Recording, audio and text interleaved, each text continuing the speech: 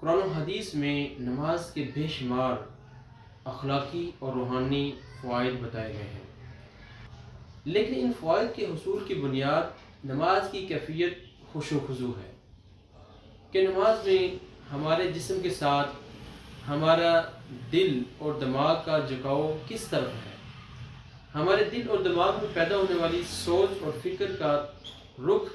دنیا کی طرف ہے، دنیا داری کی طرف ہے، یا ایک اللہ رب العزت کی ذات کی طرف ہے، اور اسی بنیاد پر ہمیں نماز کا ثواب اور نماز کے جسمانی اخلاقی روحانی فوائد ملتے ہیں۔ اسی بنیاد پر ہی انسان کی نماز قبول یا رد ہوتی ہے، جیسے کہ اللہ کے پیارے نبی جناب محمد صلی اللہ علیہ وسلم نے فرمایا کہ جب بندہ نماز پڑھ کر لوٹتا ہے تو اس کو اس کی نماز میں سے